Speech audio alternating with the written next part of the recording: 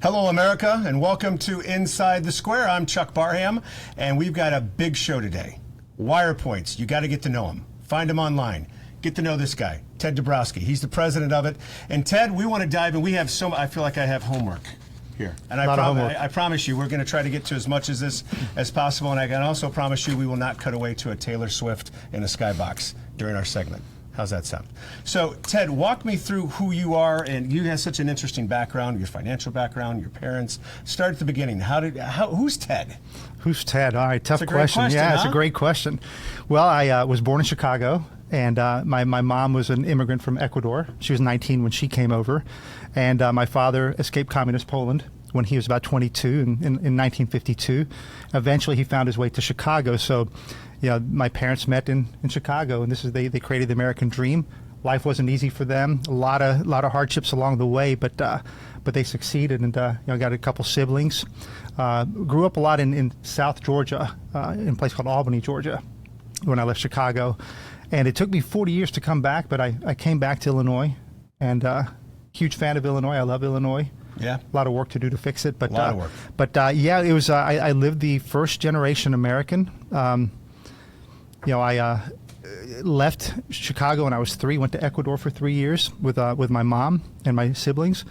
Came back to Georgia, and it was really interesting being the only Polish Ecuadorian family in Albany, Georgia. What does a Polish Ecuadorian Southern accent sound like? Well, yeah, I didn't have a Southern accent. It's funny, people said, "Why don't you have a Southern accent?" Just because I had foreign parents. Right. And it was really interesting because that was before all the Latinos had made it all over the country, and so there weren't any, and of course there weren't many Polish people around.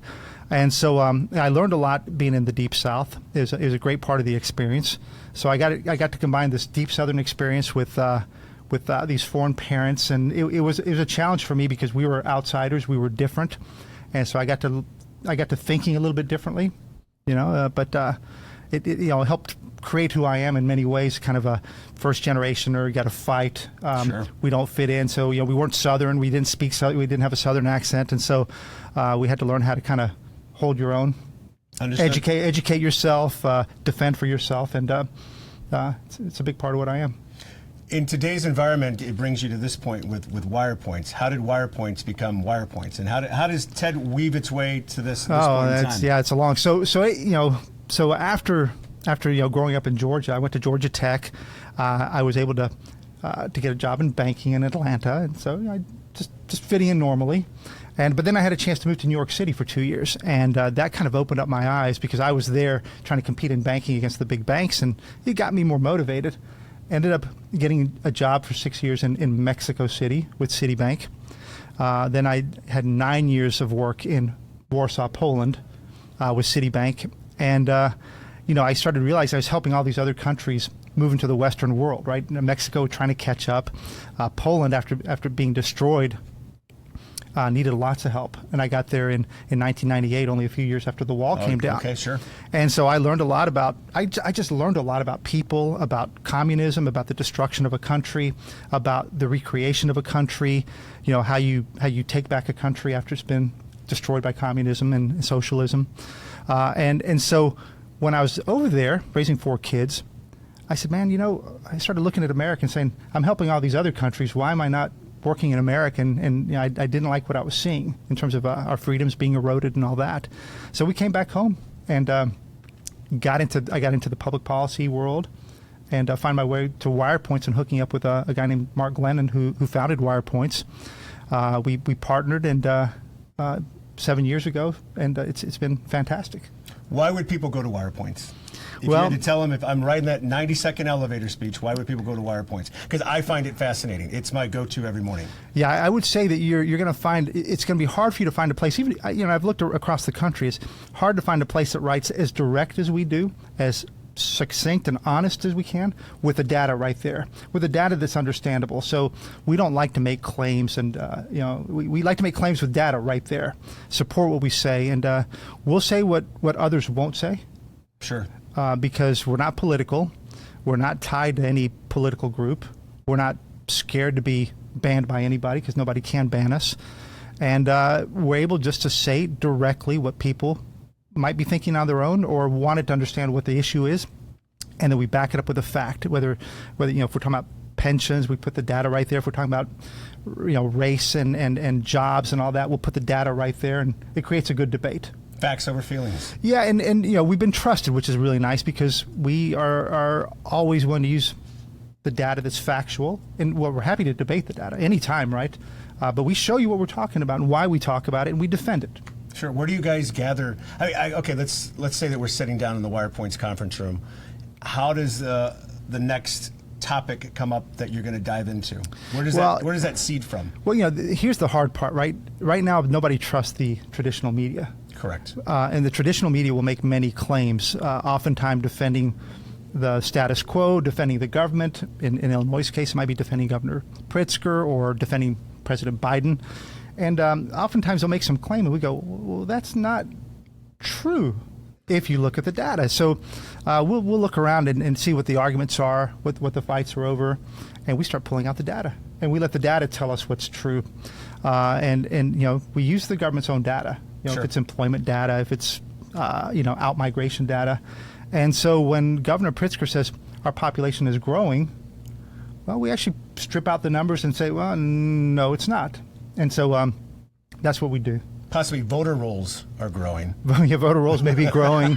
But yeah, we let the data help us a lot. I mean, we obviously have our own feel about, we're very free markets oriented, very, the individual for me is so important, not groupthink. And so, we have a few lenses that we look at things through, but, the Constitution, right? The Constitution being one of them, the First Amendment, Second Amendment, all those things really matter to us. So we're happy to defend them, but we do it with good arguments.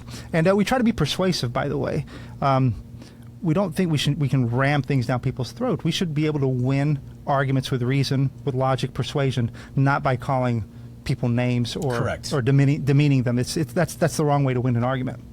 But if you give them the facts, you give them the numbers, you give them the truth, they start thinking a different way. At least even if they don't change their mind, they see that there's another potential argument, and that may over time help us persuade people. So you've got a staff, they gather the data through the government websites, governmental agencies, and just start to lay it out and start to build the story. Yeah, I mean, it's fascinating. There's tons of government data, right? If you just think about out-migration itself, there's many ways. You think about people moving from states to states, and that's a big deal, right?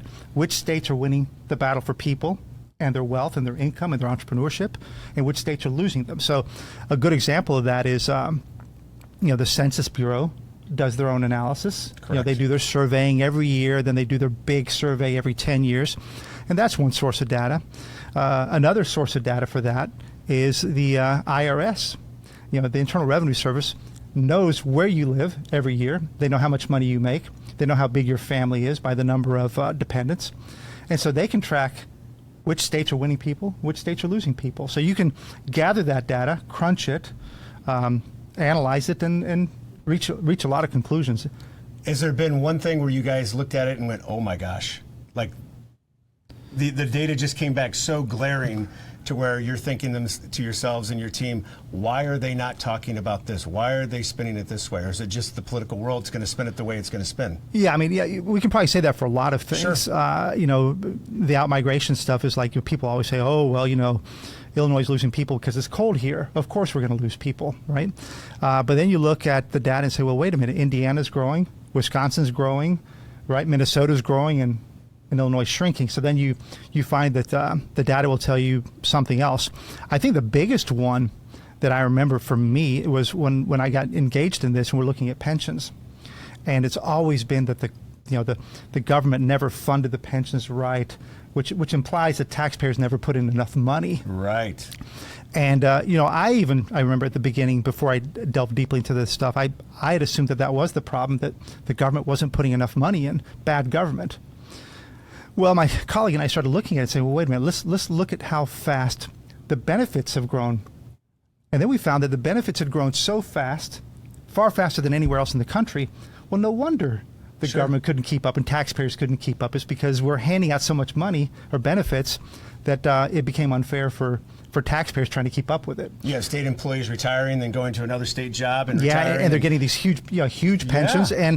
And my God, then you got the poor person in Carbondale or Rockford trying to pay more and more taxes for these pensions that you just can't keep up with. They're not sustainable. It's not sustainable, exactly.